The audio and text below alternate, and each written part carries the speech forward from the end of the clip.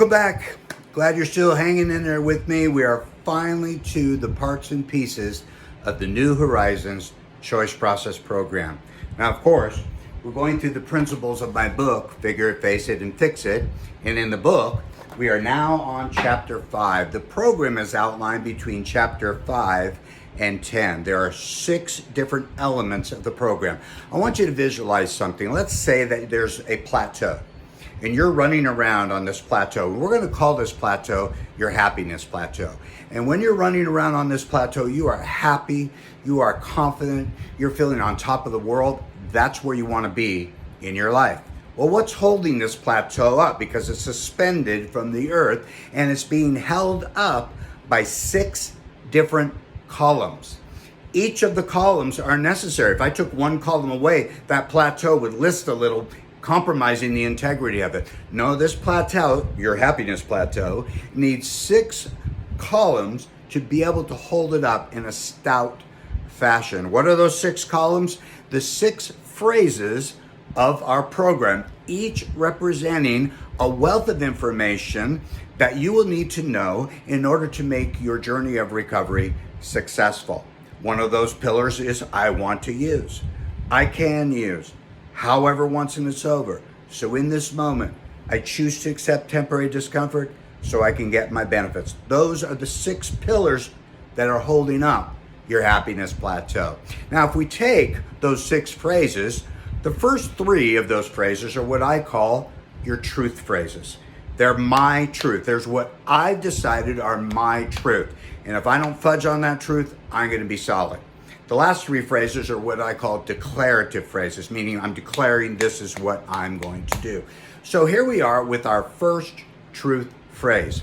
I want to use. Now, the unique thing about this particular program, one of the things I really enjoy about it is it's elastic. It's what I call it. This is an elastic program, meaning it will stretch over any behavior change you want to make in your life.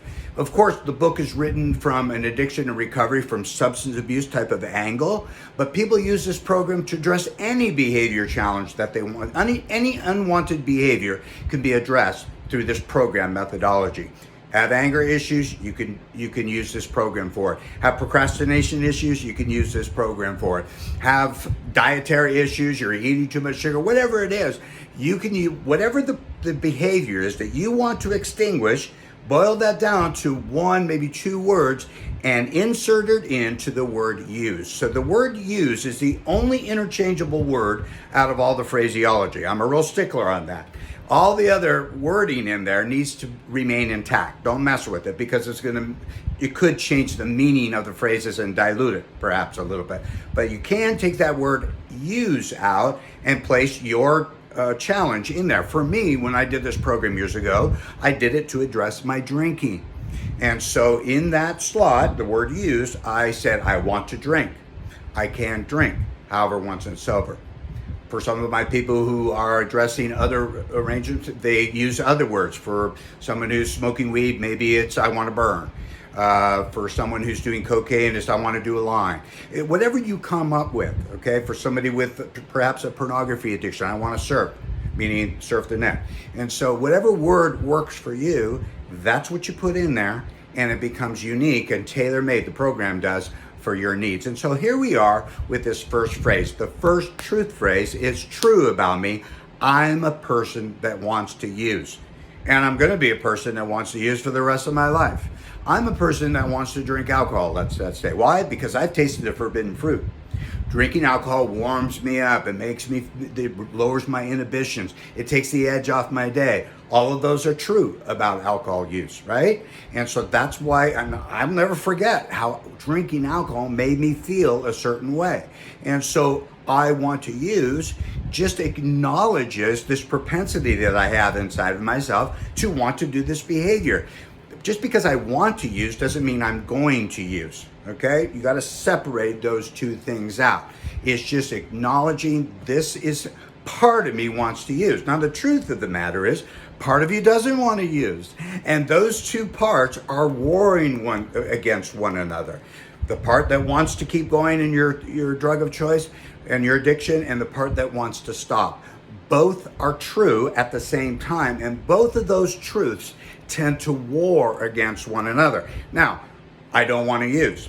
We don't have to have programs for that particular truth in you, okay? That will take care of itself. The problem creates from I want to use. That's the part that we have to address. And that's why we say I want to use it, because we're acknowledging that part of yourself, whatever percentage it is. Maybe only 10% of you wants to use today. Maybe 80% of you wants to use today. Whatever that percentage is, and you know it fluctuates up and down, as long as it's over 0%, I want to use is true for you, because we're acknowledging that percentage. What this phrase does is it keeps me out of denial, okay? Denial is so insidious. I don't know how many times I wake up the next morning with a hangover and I would say, that's it, I'm done. I don't ever want to do that again. And then what would happen by 5 o'clock? I'd be back to drinking. It's a form of denial. When we say I don't want to, we're oftentimes trying to fool our mind, just trying to fool ourselves. Our mind is a very insidious thing, and we got to be aware of that, because our mind says to us, if I can convince him that he doesn't ever want to do this again, then he'll think he's done, and he won't have to engage in the hard work of change and recovery. And we fall for that every time. And of course, we call that denial. And we got to be out of denial in order to achieve what we want. So this is what I want to use means. It means it's a truth for me. It keeps me out of denial, which then should springboard me in to taking personal responsibility. Because I want to do this, I've got to have a plan. And because this want to will probably never dry up, I've got to have a plan for the rest of my life. And this is the last point in this phrase.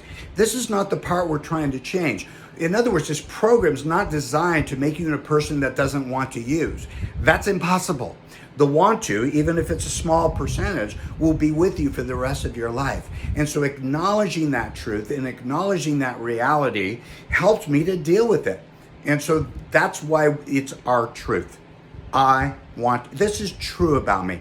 I'm a person that wants to use. I will always, to a certain extent, want to use. And because that's my truth, I need to take personal responsibility, be proactive, and do something about it.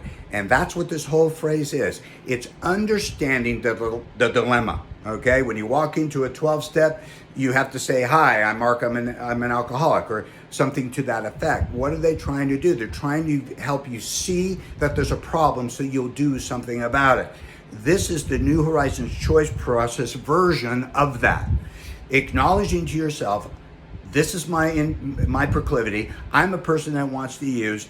It's never going to dry up inside of me. I better take personal responsibility. Otherwise, this thing is going to get out of control and even wreak more havoc in my life. I want to use. I can use. However, once and it's over. So in this moment, I choose to accept temporary discomfort so I can get my benefits. Next video, let's explore the next phrase. Chapter 6 in your book, I can use. See you then.